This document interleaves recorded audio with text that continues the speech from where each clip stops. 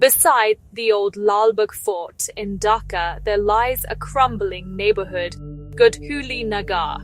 Hardly anyone goes there anymore. Those who did never came back the same. The strangest part is the place never sees a full morning nor a complete night.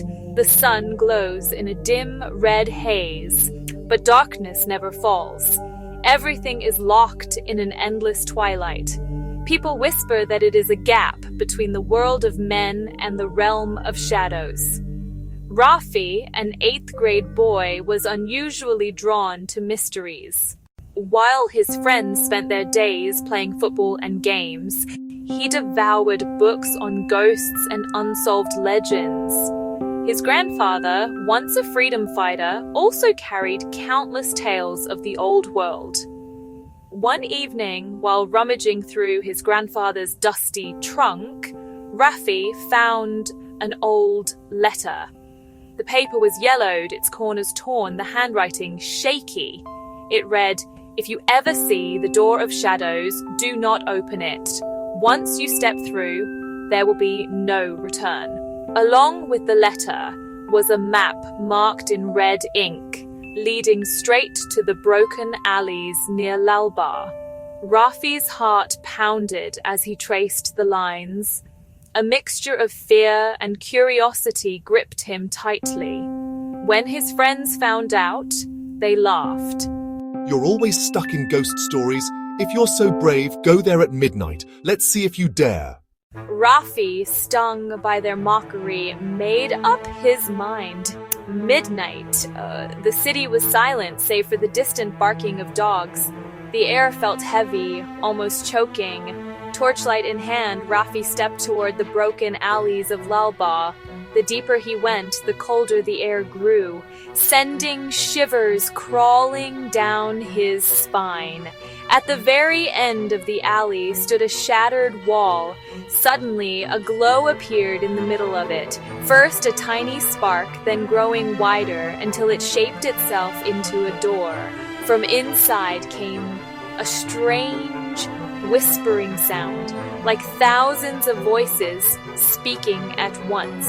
Rafi's throat dried. His hands trembled, yet his eyes could not look away. With a sudden burst, the glow flared, and the door opened. What he saw made his blood run cold. A blood-red moon loomed in the sky. The trees were twisted into human-like statues, their branches stretching like arms. Black-winged creatures circled above, screeching like crows, and in the distance stood faceless shadow figures, all of them turned directly toward Rafi. Then, from within the door, someone stepped out. Rafi froze. It was himself, the same body, the same face, but with burning crimson eyes and a smile that twisted like poison. "I am your shadow. You are light, I am darkness. Without you, I am incomplete. Together we can rule both worlds." Rafi stumbled back, unable to answer, his chest thundering with fear. "Don't go with him. Those are the lost shadows of men from 100 years ago. Once you accept him, your soul will never return to the light." Rafi turned. Each shadow is the soul of someone who once entered that door. None of them came back. Now they hunt for new bodies to live in. The shadow, Rafi sneered, his red eyes glowing. "Don't listen to her. She's lying. Accept me, and you will be free of death and fear. You will live forever." The words slithered into Rafi's mind like honey. Eternal life, freedom from fear. How tempting it sounded. Yet deep inside, another voice whispered, "It's a trap." The old woman suddenly lifted her talisman and began chanting. The air grew unbearably heavy. The ground trembled. The glowing door shook violently. The shadow Rafi's face twisted with rage. "Failed again. But remember this. As long as there is light, darkness will always return." In a flash, the glow collapsed. The door slammed shut with a thunderous crack. Rafi blinked and found himself standing once more in the broken alley.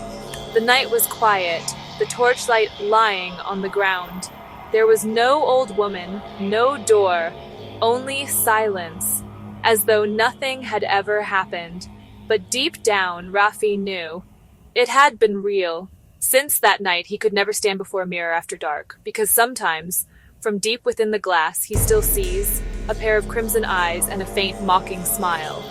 And when the silence grows heavy, a whisper curls in his ears. When the light dies, I will return.